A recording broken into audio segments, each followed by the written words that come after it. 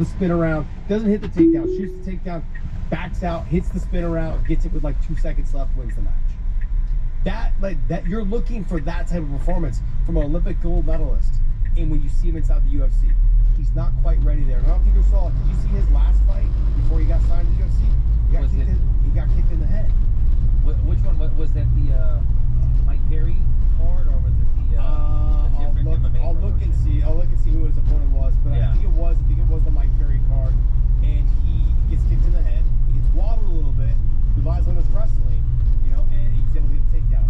That's a fighter that those are things I feel like you need to work on your defense on the striking. He needs to work on his being able to see everything coming. That just comes with more time. That doesn't mean he's not going to be champion. That just means that he needs more time inside the gym and inside the cage.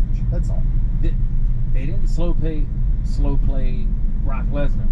Now I know we're talking about a massive superstar, but I'm just saying, guy with a wrestling background, powerful, NFL, all these things. He came in there. What was Frank Mir was his first fight, I believe, or Heath Herring. One of them was his first fight. Yeah. Oh, he beat up Heath Herring, and then he he lost to Frank Mir, and then he rematched Frank Mir and beat him, and then he beat up Randy Couture at 60 years old or something. Yeah.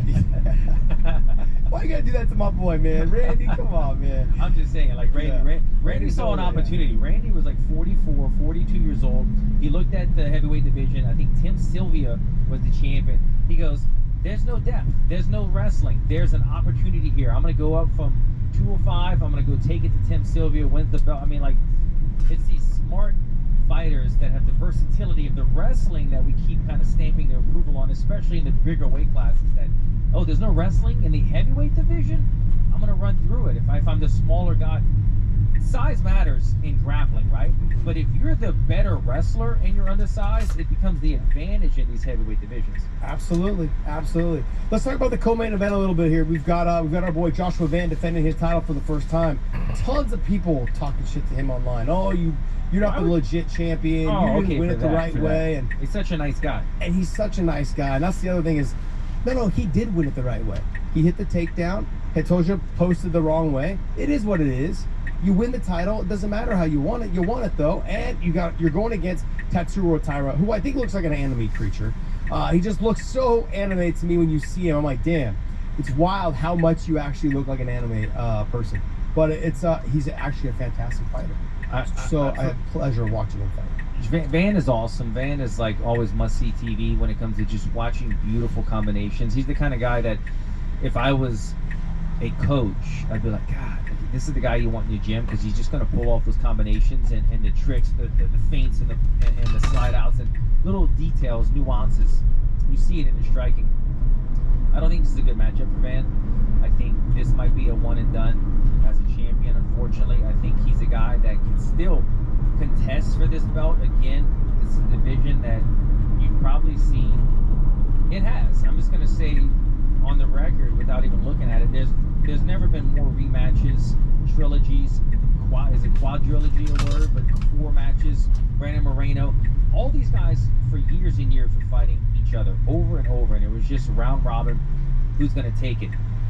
This is another division that's somewhat shallow. They don't have that much depth. They don't have that many fighters. It's kind of like the heavyweight division where maybe there's like 40 fighters in it, so you get thrust into it pretty fast. Things move pretty fast.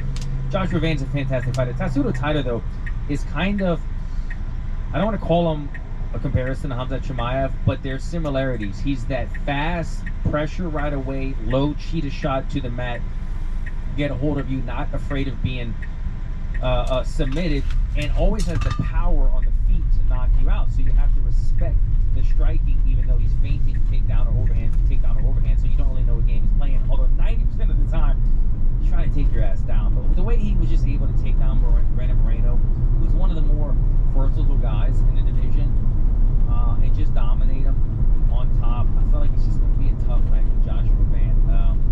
I see the Taira taking this one. I feel like he even submits and gets it done in this one. Yeah, the thing with Taira that does concern me is very much how I talked about Gable Steveson. If he doesn't get the takedown, he's not able to control Joshua Van. He is very hittable. He will take shots, and we saw that, I believe, in his first fight in the UFC, Taira. Yeah, but who was it that he had a tough time? Was it Royval recently? Was it Raw Dog? Somebody sent Taira back to the drawing board. And Royval. It was Royval, right? Yeah. But he's that guy that does that. He's that guy that, like, if you're going to get into the top 3, you got to get past Royval, and he will send guys backpacking a lot of times. So that one did kind of cause some concern for me. Yes, that's the Tyra, the guy that's going to be the future champion. Royval was able to do what he had to do. I don't know if Joshua Van is as well-rounded as Royval, though, or just, I think he's the better boxer, better punches. These guys had a fantastic fight against one another, but I think 2 different games, 2 different body types in this matchup. Don't you feel like, though, like I go back to the Sean Strickland and Leon Edwards argument, is that Joshua Van, his whole career, being such a short-statured fighter, has been about stuffing the takedown and letting my hands go. And when you face fighters that is their whole goal, is to sprawl and brawl, those guys are very dangerous.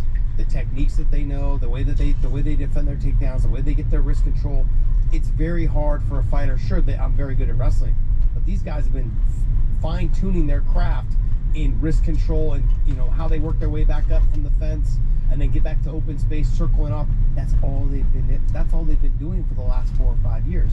Joshua Van is a shorter fighter. It's going to be harder for Tyra to get in deep enough on his hips to get him all the way down. And also, take a look at how you look at Islam and Volkanovski in their first fight. It's extremely hard to hold the small fighter down. They're so compact. Yeah, it's hard to do a leg ride. Right? Yeah, it's hard to get a leg ride. It's hard to keep the leg in. It's hard to, like, you know, they're able to stand up a lot easier because they're so shorter in stature. It's just, there's a lot of things. The elbows and the knees connect better, you know, when they're defending. There's all those things. And then you feel like you're also reaching a lot or having to punch down, which